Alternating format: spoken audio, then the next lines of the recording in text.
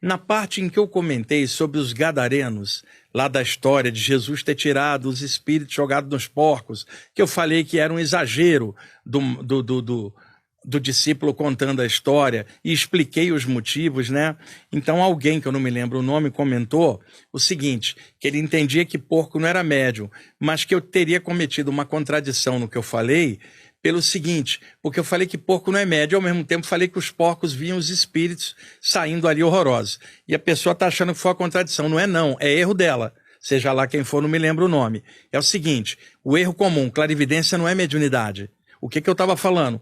Porcos não são médios, nenhum animal é médium como o ser humano é, mas o animal tem princípio anímico e ele tem a sensibilidade dele natural. Cavalos veem espíritos, jumentos param, empacam na encruzilhada às vezes porque estão vendo alguma coisa. E dentro de estudos espirituais, várias áreas citam que os maiores clarividentes do mundo animal são o cavalo e o elefante. Eles não são médiums, a percepção deles é natural. Cachorro e gato também percebem muita coisa. O problema é que muita gente acha que clarividência é mediunidade. Não é. Clarividência, telepatia, saídas do corpo são anímicas.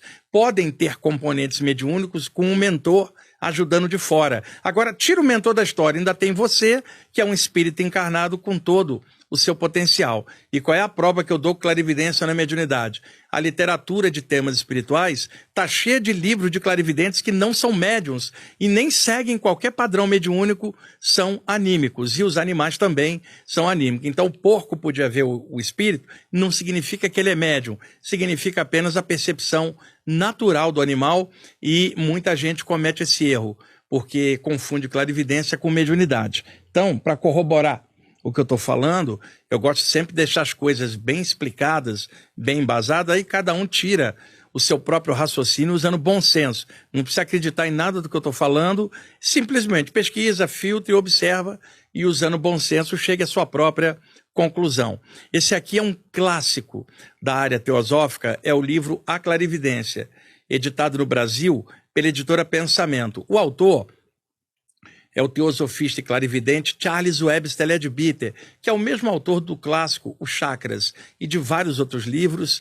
Eu, quando tinha 17 anos, 18, eu mergulhei profundamente na literatura teosófica. Blavatsky, Annie Besant, Leadbeater, Arthur Powell, Ginara Jadasa, toda aquela literatura clássica teosófica. E o Leadbeater, eu tenho todos os materiais dele. E na mesma época eu aprofundava bastante a parte ocultista, principalmente os ocultistas franceses, Eliphas Lévy, Papy, Stanislas de Guaita, a galera ali da ordem martinista, por exemplo. Então eu sempre li de tudo. E aos 19 anos eu mergulhei na parte espírita, fui conhecer Allan Kardec, Leon Denis, Gabriel Delany, Camille Flammarion, depois a série do André Luiz Nosso Lar e toda a literatura espírita clássica que vocês conhecem. E mais a parte hindu, o Vivekachudamani do Shankara, o Bhagavad Gita, o Srimad Bhagavatam, o Ramayana, os Vedas e os Upanishads, que é um dos meus livros de cabeceira. A parte taoísta também e a parte hermética e egípcia. Como eu tenho uma memória muito boa, muito jovem, eu pude arregimentar uma série de conhecimento de forma universalista. E isso me permite transitar e comparar e fazer paralelos com áreas diferentes, chegando ao meio comum. Tem gente que está presa numa área e detesta qualquer coisa universalista, porque ela está lacrada numa área só.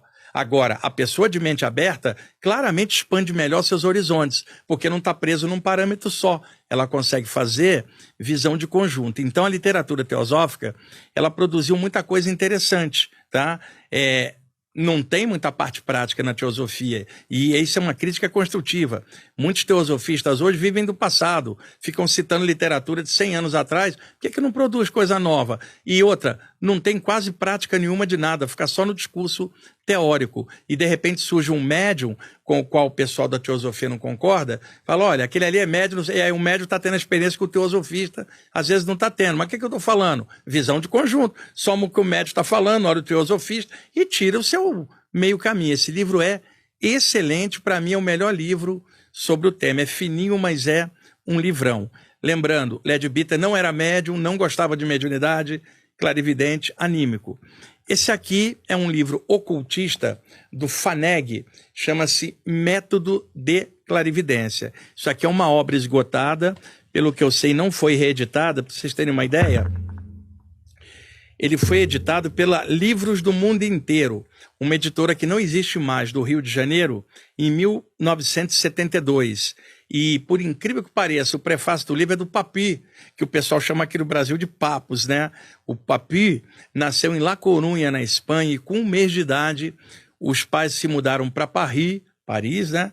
E lá ele foi educado como francês, e aos 23 anos, o nome dele era Gerard Encausse, ele assumiu o nome de uma entidade dedicada à cura, porque ele era médico, chamada Papi, que escreve papos, né? Mas é aquele biquinho francês, Papi, oui, oui, né, Eudes? Né?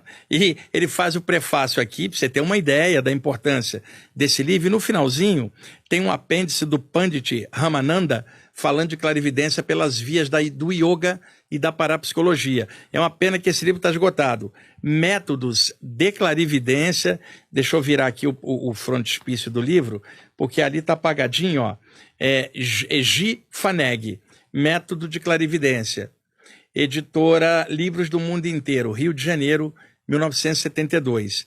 E o Faneg, ele aborda aqui o tema da clarividência pelas vias esotéricas, a via ocultista, tanto que o Papi fez o prefácio para ele. Tá aqui, é difícil de achar, muito interessante. Autor também não mediúnico, anímico. Esse aqui é um livro moderno, deixa-me ver a data que ele saiu, 2012, é do Rodrigo Medeiros, Clarividência, Teoria e Prática, da edição Editares, que é a editora lá da Conscienciologia do Valdo Vieira.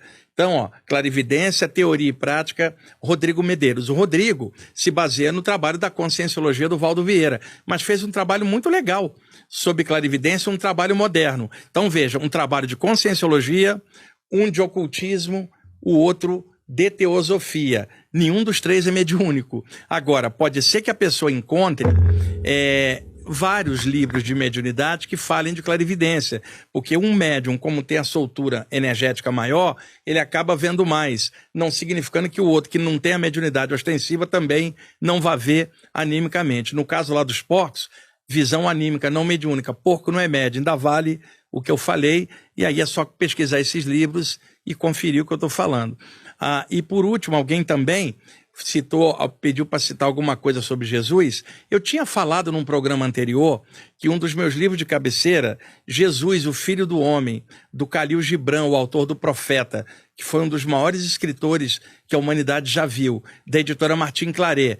Me parece que ele foi reeditado com outra capa. Esse livro é maravilhoso, mas é a visão de um árabe, né, sobre Jesus de um ponto de vista poético lindíssimo, né, muito bacana mesmo, uma visão de um Jesus mais humano, mais perto da gente, menos idealizado e mais próximo. Um livro muito bacana, um dos meus livros de cabeceira, O Filho do Homem, junto com os Upanishads da velha Índia, e também o Tao Te Ching do Lao Tse.